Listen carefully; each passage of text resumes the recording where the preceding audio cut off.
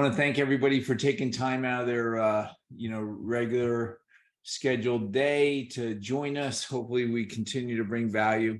The Social Security topic is one that periodically we do, and it's because it's one of the most complex areas of governmental benefits. And quite often people will speak very generically on what you could do, what you should do. The purpose of today's call is not to give you a full crash course on Social Security. I've done that before. I will continue to do that. Actually, I was talking to the office and some of my colleagues, and we will probably in the fall do a live Social Security deep dive, either at Rutgers or one of the other local colleges. So, but what I wanted to do here is just sort of spotlight some key points that if you want to see what your picture might look like. This is something I've never done before, and I want to sort of take you through the steps, the thought processes, what we would need in order to provide a report for you. So, the title is Optimize Your Social Security Benefits. And again, as I just stated, it is a complex arena. I not only do I have the designation RICP, which really gave me my first deep dive insight into Social Security and how complex it was, but I went ahead and got my NSSA certification, which is a National Social Security Advisory designation. And that is even a really complex course that I thought I knew and understood Social Security, and it really wowed me that there were elements that I just had no clue on. So this is obviously it's an area and a topic of immense confusion. And I will start this, chat with Chris off with the premise of you cannot listen to water cooler advice. You cannot listen to your neighbor. You can't listen to the talking heads on TV and people that even think that they know and should know. You might want to double check. And the reason is because everybody's circumstances are different and your variables will differ from your neighbors. So without further ado, we'll continue and let's get started here. So, basically, as we enter towards retirement, you have to remember that the way that we view things here at Professional Planning Services is that retirement is really about income. It really is about providing a level of cash flow that, because once we hang up our cleats, this is all the money that we're going to ever have, right? And what could go wrong, what are the risks, and all those things. So I think of a three-legged stool, which is Social Security is just one of those legs. And quite often some of us have a 401k, an IRA, or maybe even a pension, and then maybe you've saved some money. And then that's why working with an advisor that is skilled in understanding and helping you to do that can help you to make good decisions so that you're not leaving money on the table. And the way that I used to share this was, referring to this something called the income gap. Once you hang up your cleats, once you say, hey, we're done, the first thing we have to try and figure out is really how much money do you need now on an annual basis to sort of maintain some level of lifestyle that you're comfortable with. Now, in this example, I said 75,000. And in this example, the next logical question is, what are sources of fixed or guaranteed income? And in this case, this was Social Security, which amounted to only 33,000. That left them with an income gap of 42,000. That's where the planning comes in. That's where the strategies come in. That's where working with us, that we can help you to sort of navigate some of these areas to make sure that we're not, really cutting back at a time when we probably wanted to really enjoy retirement, what we call the go-go years or the golden years, right? So this chart here, there's a lot here, but I'm going to try and really summarize it. Now, if you were born between 1943 and 1954, full retirement age, FRA, was age 66. And quite often people will elect Social Security at age 62 because they were afraid that Social Security is going to run out of money. Now, that's not going to happen, right? Although the trust fund is deemed to run out of money in 2033, 2034, even if that were to happen, and it's probably likely that it will, Congress and our government will make adjustments to Social Security, but it's really not going to affect the people that are on this call. Once you've started to collect, now the only thing that I've seen recently that caused me to go, was when the government can't reach a budget agreement. And if the government decides it has to shut down, and then it might withhold, it's not going to not pay you, but it might delay some cash flow. And if you were dependent upon that, that could, of course, be problematic. But here's how I think about it. Every year that you take Social Security early, it's about a 5% reduction, right? So if you take it 5 years early, right, from 66 to 62, it's a 25% reduction. However, most people that are on this call fall into the age 67 as the full retirement age. So now the difference is another 5%. So if you elect to take it at 62, it's now a 30% reduction. And the government has done away with some strategies that people used to take advantage of before, which was called file and suspend. That is no longer an option, or very few or small percentages that even available anymore. So for most of us on this call, age 67.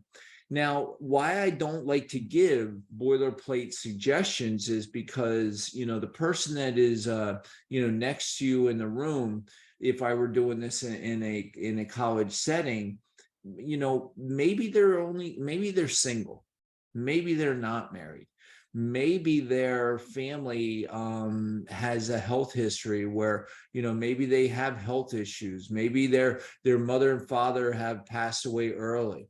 And, and maybe they've decided to claim early. And there's nothing wrong with doing that, as long as you fully understand that that is a permanent reduction. However, sometimes I will give advice that if you don't need the money yet, and I can get you past the idea that the government's going to abscond with your money, that you've paid into it for all these years, and you want to make sure that you get your fair shake, right? I may encourage you to delay until age 70. And the reason is because this is already baked into the Social Security's formula, that we will get an 8% pay raise per year for every taxpayer that delays their Social Security once they hit their full retirement age, whether that's 66 or 67, depending on when you got your FRA is.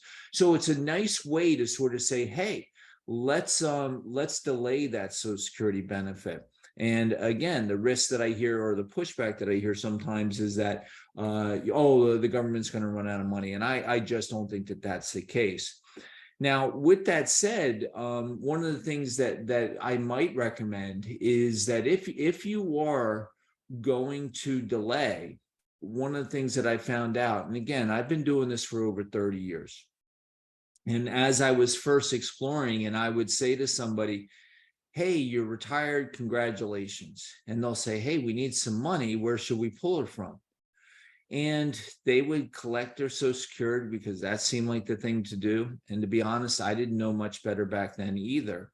And then turn around and they would pull some money from their IRA or their 401k to live on, to meet that income gap. And then all of a sudden they went, whoa, whoa, whoa, whoa, whoa, whoa. What's this tax bill I got? Why is my Social Security being taxed? The tax component of Social Security, I've talked about this before, is subject to provisional tax. But people get hit with this tax bill, and sometimes they will make a knee-jerk reaction of, hey, let's just save that until I absolutely need it. So they will defer withdrawing from their IRA or 401k because they don't want their Social Security to be taxed. And that sounds logical. However, what they may not have the insight to is something called RMDs, That's Rose Mary David, right? RMDs are required minimum distributions. And now, with the Secure Act, that's been kicked back to age 73. And that means that the government has said, hey, listen, don't worry about withdrawing that out yet. But when you do, you will pay tax. And what they find out by deferring or kicking that can down the road is that their tax bill is actually greater than, probably at a higher tax environment than when they deferred it from. And then they go, why didn't somebody tell us about it? Well, I'm trying to say that my background being mechanical engineering, one of the things I try and share with folks is the order of operation. So what we try and do is suggest taking and withdrawing your qualified plans as much as possible first. Spend that down, let your Social Security accumulate at 8%, if that's a viable option for you and your spouse and your health, and all things being factors of consideration. That's quite often an area or a direction we may lean towards. So hopefully that made sense, but I wanted to get into the weeds on that a little bit. Now, Social Security, again, when it was first designed, you had about 42 workers to every one person paying in. And then, longevity wasn't there. By 2013, you only had about 3 to 1 putting money into Social Security. And then, as I mentioned, Social Security is projected, the trust funds, there's two of them, the old age and the disability trust funds, are subject to be bankrupt and out of funds or exhausted to a point where they can't meet their obligation, and therefore, we have to redesign it. So what does redesign it look like? Well, maybe they'll make full retirement age not 67, maybe they'll push it back to 68, 69, 70. Maybe they'll maybe not give us much as a cost of living increase. There are things that the government can do to help make sure that every taxpayer that's contributed into this plan will continue to get income into the future. So Social Security when, right? There's a couple slides here. So you're either currently receiving Social Security benefits or strategies and when to begin, or you're thinking that you're paying in and will receive nothing in return. So you're sort of at this crossroads of, do I take it now? And it's the fear of loss, right? So if you're eligible, you're 62, you're saying, I'm still working. And keep in mind, if you are still working and you claim it at 62, then the threshold of just over $17,000, I'm sorry, $21,000 that you take for every dollar that you earn over that number, right? Every $2 that you earn, they reduce it by $1. So now we start to get into I want to retire. I can't stay in my job anymore. I need some money, or I'm going to work.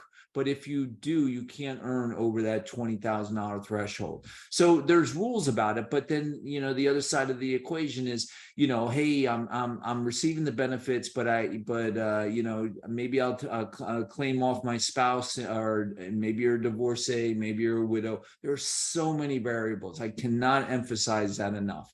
So, if you have special or unique circumstances, we can definitely help you to sort of peel back these layers of confusion and sort of, take a look at it. Because remember, Social Security office, even though you'll go there and they're there to help, they really can't give specific claiming advice. They're actually prohibited from doing so. So Social Security when, I do encourage each and every one of you to go to mysocialsecurity.gov and look at your history for earning income in this country, and make sure that what the government has reported as your benefit is actually accurate. So the way that your benefit is calculated is they are going to take your highest 35 years of income and be able to calculate your benefit. Now, remember, when we're younger, quite often our benefits, our income was lower, right? We might even have zeros. I've seen a lot of statements when we look at them initially, have a lot of zeros. And so that's factored into your calculation. So the longer you work, some of those 35 years are replacing zeros with current higher income, which is elevating your Social Security as you go. So you want to make sure you're taking advantage of that as well. Now, how can you optimize your Social Security benefits? What kind of an effect will this have over time? Should your health and family longevity factor into that decision? That one right there, absolutely yes. Only you know. I mean, none of us have a crystal ball, but you do know how long your mom and dad lived, or your spouse's mom and dad, and did they have health issues? And so we got to remember, maybe your parents smoked. Maybe they passed away from a heart attack, early in life, and you go, oh, I want to claim because my father never claimed their benefit. But if you're healthy and you live a different lifestyle, maybe you should consider deferring that so that you can get the maximum value. And then planning today will give you what kind of an idea of what to expect. So, from a statistical standpoint, I have graphs. I had more in-depth graphs, but I really like this slide because it was simple. If you're married, keyword there, if you're married, if you're single, this is a different set of rules. I might then suggest maybe collecting at 62 if you want to hang up your cleats, right? But if you are married, you have a 72% chance that one of the two of you will make it to age 85. I think that's an important statistic because that's an average. All right, 45% chance, almost 50, that one of you will make it to 90. And then, to 95. So if you started claiming it at 62, there's almost a 20% chance that one of you will make it for 95. That's over 30 years of an income reduction if you take it too early. So remember, once we stop working and you say that's it, that's like being on unemployment for 30 years, 25 years, 20 years, whatever your number is. So it's really, really important that you have some insight guidance, or maybe at least a frame of reference on what to expect, on how long you can possibly live. And with medical advancement, right, people are living longer, people are living healthier, right? So the chances are great. Right? We may not want to work, but we want to make sure that we're not, that the latter part of our lives are not necessarily spent in poverty either. All right. To wait or not to wait, your spending habits, right? Everybody's needs are different. Do you have a mortgage? Do you not have a mortgage? Do you travel a lot? Do you have kids? Do you have grandkids? How long will you continue to work? And that's the other thing, is if you do make it to your FRA, 66, 67, whatever your specific age is, that's the full retirement age. Once you make it, then you can absolutely earn any amount of money and still collect your Social Security. So, but also remember, at age 65, we have Medicare and we have Medicare premiums. And sometimes if we're not working, we have supplemental, right? So we have these additional costs. So as we're looking at all these factors and making these decisions, it's really important that we go into it with our eyes open. Your current amount of retirement funds. Everybody's got a different amount. There is no correct amount. So maybe you only got 300,000, but you don't have a lot of expenses. That might be fine. You could have $1 million plus $2 million, but you're living on $200,000 a year. Well, you know what? Then that's just rough math. That's 10 years and you're out of money unless you have another plan. And then can you afford to wait, right? If you need the money, and you don't have some way to maintain lifestyle, we have to get the money from somewhere. And that's why you'll always hear us say here, professional planning services, retirement is about income. It's about cash flow and understanding where that money is coming from.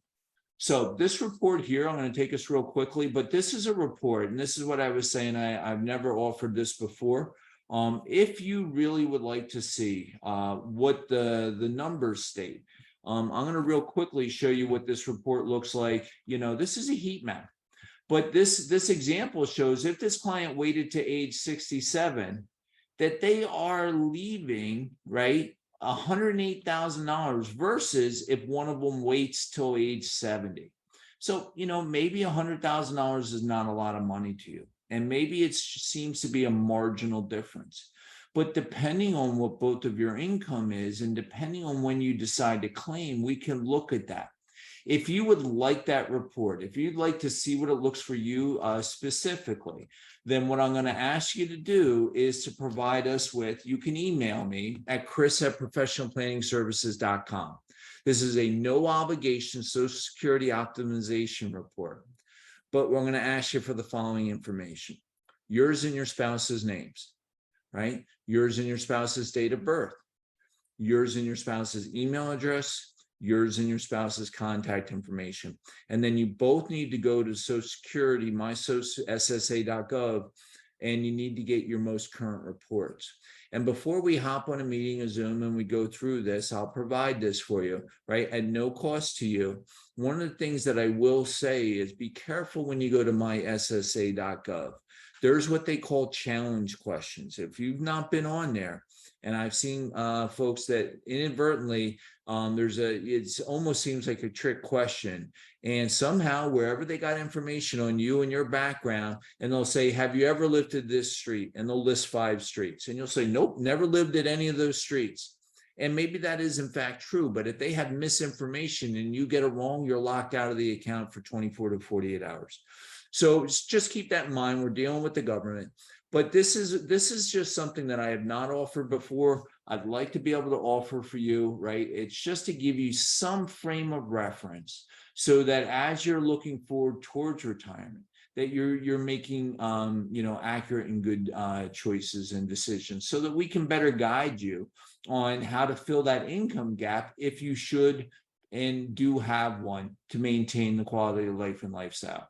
So that's it. Chris Lester, Professional Planning Services. This is our disclosures. Reach out to us. Caitlin's on vacation. She'll be back in about 2 weeks. So you're going to have to reach out to me and Keith directly, and we'll go with here.